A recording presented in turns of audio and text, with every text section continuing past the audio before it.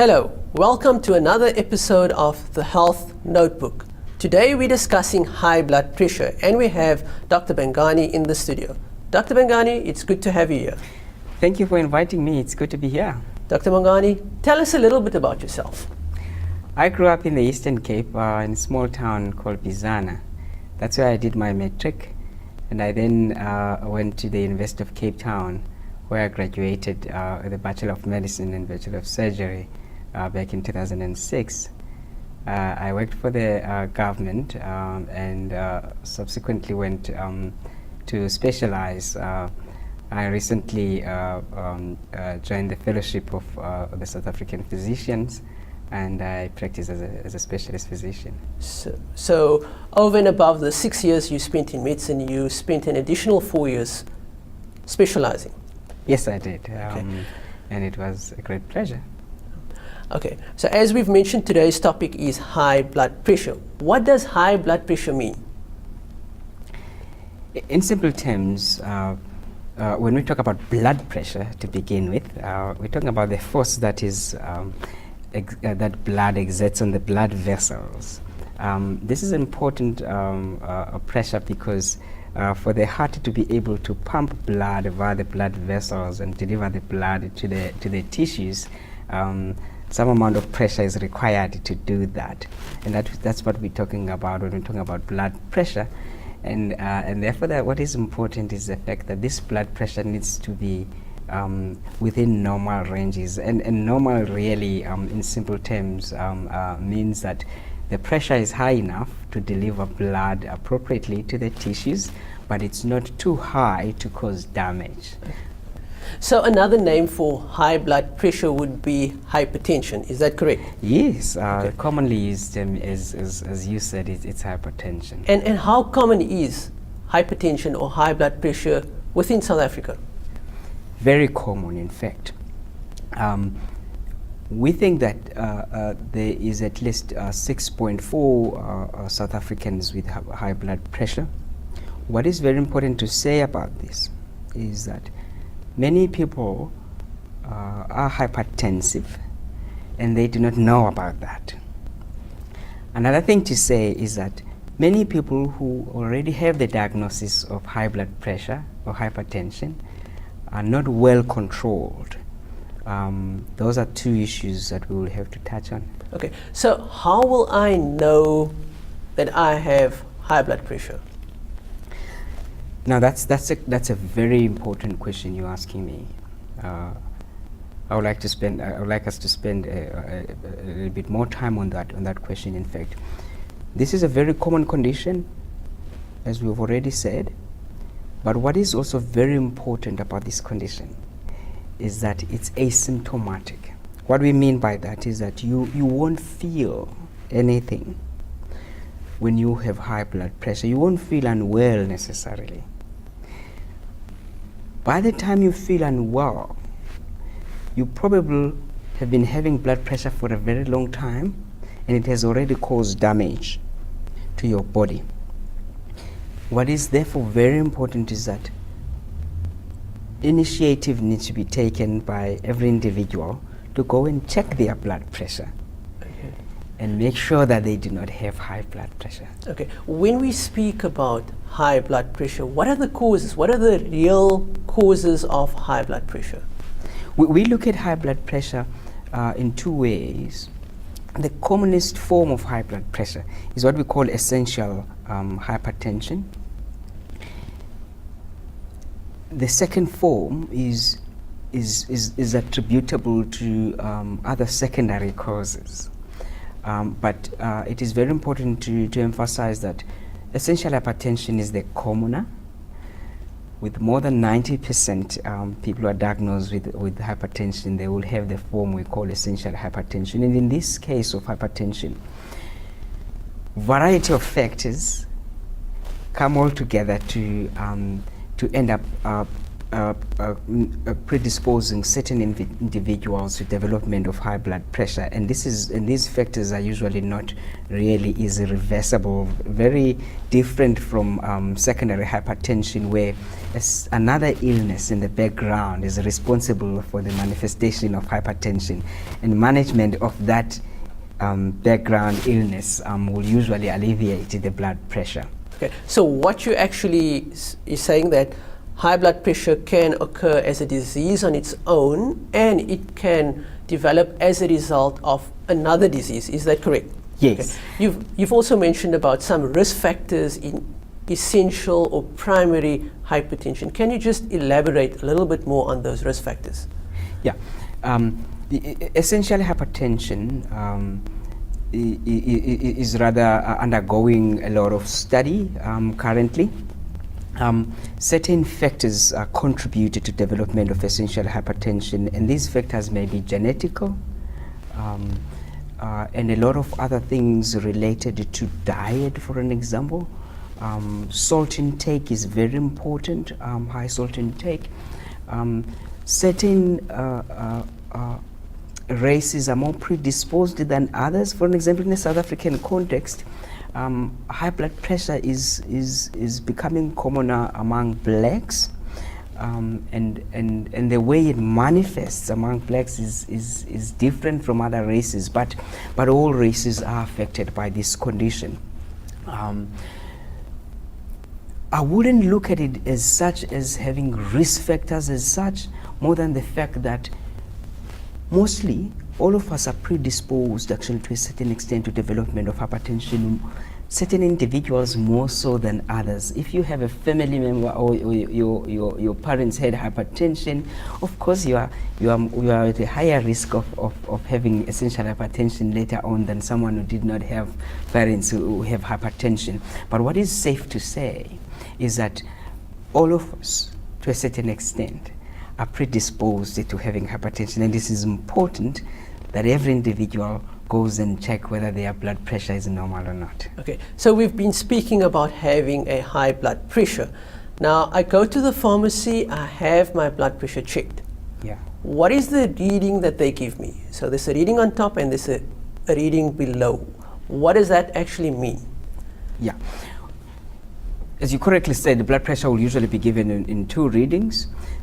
There is what we call systolic blood pressure, and this is blood pressure measured while the heart is contracting and pushing blood in the blood vessels.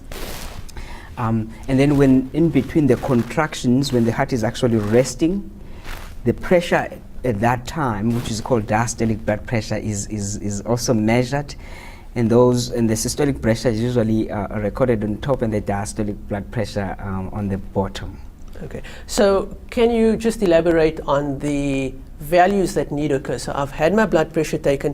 What should the values read when I have my blood pressure taken? Yeah.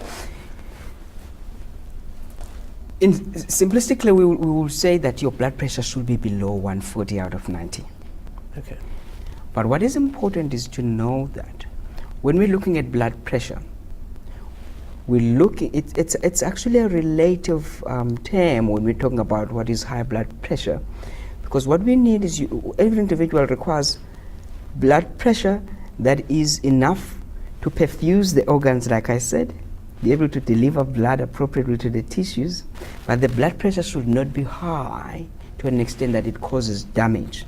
And somewhere between 120 to 140, which is what is sometimes called prehypertension, people may be developing a high blood pressure, but by the time your blood pressure is sustainable above 140, that is the systolic, and above 90, that is diastolic, there is very clear evidence that for most people that will be harmful over a long period of time. Is there any specific age group where hypertension affects? We do know that blood pressure is commoner with increasing age. Okay. But what is important to emphasize is that from about age 20, every individual should probably be going and checking their blood pressure for the first time. Okay, so I've had my blood pressure done at the pharmacy. what's the next step? What should I do next? And they tell me it's high, what should I do next? Okay, so one of two things will come out once you go and check your blood pressure. Your blood pressure might be said to be normal. That is very good news. What you then probably should do is that after 2 years or so, you check your blood pressure. Okay. If your blood pressure is said to be abnormal, you do not need to panic.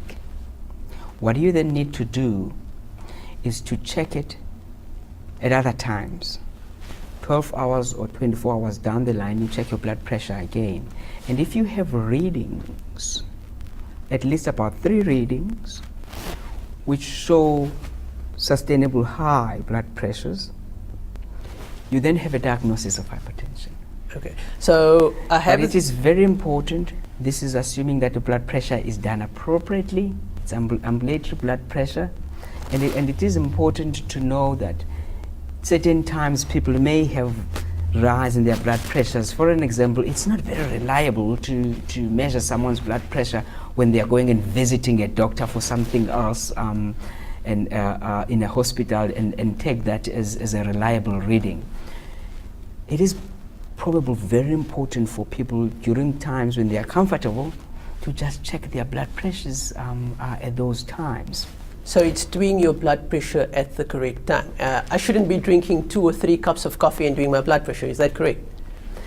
Well, to a certain extent, it's important what you are saying, but I think what I'm trying to get across is that you should be taking an initiative to go and check your blood pressure at a time when you are well and you are comfortable and you are under no stress, and record that reading, and again follow it up at times when you choose to go and check the blood pressure. And as I said, if 3 of such readings taken by yourself at a time when you are well and you are comfortable and you are under no stress, if 3 of those readings are reading 140 above 90, you have a diagnosis of hypertension. Okay, so I have a diagnosis of high blood pressure or hypertension. Where should I proceed, or to who should I proceed next to? You will require to be seen by a healthcare practitioner who will then advise you on a management strategy. Okay. When you speak management strategy, obviously when I do see my healthcare practitioner, he will conduct the necessary examination, and if need be, does that require any blood test or anything that needs to be done? Or when I go to my general practitioner, what do I expect? What you should expect, and this may vary from person to person, but as a bare minimum, you will have an examination, a clinical examination, and this is a basic clinical examination. What it will look at is to see whether there is any evidence of damage from the blood pressure, because it may happen that by the time we pick up that you've got blood pressure, it may have been there for a very long time and it may have caused some damage, and a doctor may be able to pick that up on a clinical examination. So an examination will be done, and certain very basic tests will be done in that visit. And again, this investigation will be looking at evidence of organ damage, to make sure that you have the blood pressure hasn't already damaged some of your organs. And in some instances, especially in young patients, these investigations may be looking at whether there are any other secondary causes of the hypertension. You've touched on a very important point called organ damage, or affecting Yes. other organs. So can you say that hypertension is a body disorder, it affects different systems, and just touch on 1 or 2 of the organs that it might affect? Yeah. Why this is important, why we all have to check our blood pressures and make sure that we don't have high blood pressure or hypertension, is exactly for that reason, that sustained high blood pressure tends to cause damage to the body organs. And the examples here is blood pressure is an important cause of strokes. Okay, so that means what you mean by stroke, it affects the brain? It affects the brain. Simple put, stroke is when there is some disturbance to the blood supply to the brain. Either someone bleeds to some in the part of the brain, or there's obstruction to the blood supply to the brain. And this is a very important diagnosis, because people might end up being impaired in terms of their functioning. You may not be able to speak well, you may not be able to walk well if you've suffered a stroke. Strokes are important. The heart can be involved itself. Hypertensive heart disease is a very common condition in South Africa. It's actually the first and the top cause of heart failure in South Africa. Your kidneys may be involved, and kidney failure is an important diagnosis. It's not a very good sight when a young person suffers chronic kidney failure because of hypertension, especially in a country like ours, where access to facilities like dialysis or organ transplant is not so easy. Okay, so you've mentioned that it affects the heart, it affects the brain, it affects the kidneys, but it's also known that it affects the eyes. Can one lose their eyesight as a result of high blood pressure? Certainly. Over a long period of time, blood pressure may affect the blood vessels in the eye, and that may present with impairment of your sight. But in certain instances where the blood pressure, especially where the blood pressure goes very high, it may cause immediate damage to the eye, sometimes even bleeding to the back of the eye, such that people may lose eyesight immediately. This is a very serious condition. It certainly is serious, and as I say, what is important to emphasize here is it's a common condition. It's being diagnosed more and more in South Africa. You will not feel, there is no symptoms, it's asymptomatic, but what is encouraging is that it's easy to diagnose and it's easy to manage. Okay, when you speak about management, what do you actually mean by management? Yeah, so once you've been diagnosed with hypertension, the management will be in twofold. And once doctor has satisfied him or herself that there is no reversible or treatable causes to hypertension, as I said earlier on, in few instances, and this is in less than 10% of all cases, there may be another illness in the background that ends up manifesting with blood pressure as well, and treating that illness will elevate the high blood pressure. So having said that, once the doctor satisfies that there is no such condition in the background and a diagnosis of primary essential hypertension has been made, the conversation will go in this way. There are non-pharmacological measures. By non-pharmacological I mean measures that are not related to being given medication. So would you say that is lifestyle-related measures, and then plus in most instances you will require also some medication to be prescribed. I probably should go further to explain what some of these lifestyle-related measures are. It is very important to live a healthy lifestyle when you are hypertensive. And what I mean by that is people should be exercising frequently, and weight loss, especially if people are overweight or their BMI is body mass index is high, to lose weight. So that would mean obesity. Yes.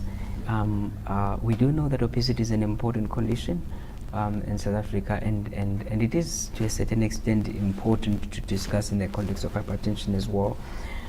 But having the issue about weight loss is that it's actually very encouraging to know that if you lose enough weight, you may even drop the blood pressure. Your resting blood pressure may even come down without medication. And I've seen patients who have mild hypertension, who lose let's say about 10 kgs of weight if they were very overweight, Okay. and they end up having not to take any medication. Smoking is important in the whole context, and patients should be advised to quit smoking. And what about eating- diet? Yes, diet is certainly important. Diet is certainly important, and the way I will simplify it here is to say that what is very important to emphasize on diet is salt intake. Salt intake is important. All patients who have hypertension should be advised to restrict their salt intake. And one has to be careful here because a lot of foods that we take have salt, and you might not be aware how much salt you're taking in total. But if you were to be aware how much salt you're taking, you probably all you need in a day is 1 teaspoon of salt, and not more than that. Okay. So we've touched on a little bit about lifestyle management. You've told me about the medical management.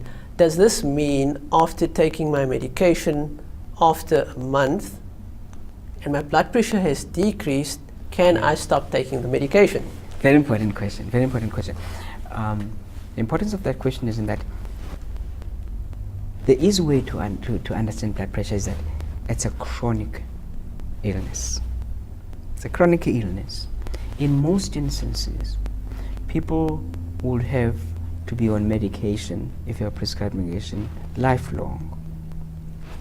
As I've already explained, there are instances, especially if you've got mild hypertension, there are instances where your doctor may advise you to stop taking medication because your blood pressure, after applying lifestyle measures, etc., your blood pressure is come down to a level where you probably don't need medication any longer. But that's few cases. Okay. That's actually few cases. In most instances, it's a lifelong commitment if you're on medication, especially if you're taking more than one drug to control your blood pressure.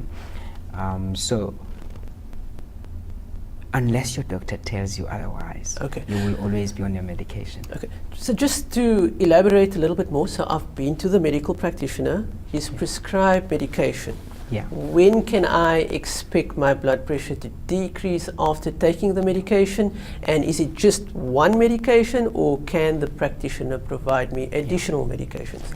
Assuming that an individual went to check the blood pressure, and at that time the person was well, it was not an emergency somehow of a situation, because it depends on how you present.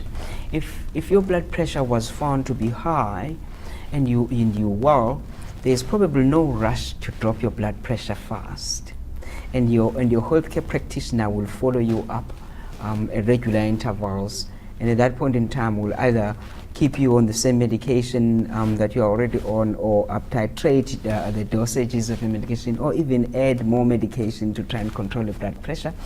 But there's no rush in doing that. But in certain instances, especially if you presented to a hospital unwell, there may be instances where your blood pressure is too high to a point where the blood pressure has to be brought down very fast. Okay. But in those instances, you'll probably be admitted in hospital anyway. Okay. Dr. Bongani, can you sum up the most important aspects of high blood pressure? Yeah. I think what we need to appreciate here is that high blood pressure is a reality. It affects many South Africans. 6.3, 6.4 million South Africans, that's a very big number. It is important to know that it's a dangerous condition. As dangerous as it is, it's a silent killer, because you do not feel unwell necessarily. By the time you feel unwell, the blood pressure has probably been there for a long time and has caused some damage. It's encouraging to know that it's easy to diagnose, it's easy to manage. If that does not happen, it's important to know that this condition can be a cause of many serious medical problems. Dr. Bongani, it's been a pleasure having you on the show. Thank you very much. Thank you. Thank you, the viewers, for watching. Stay tuned for another episode of the Health Notebook.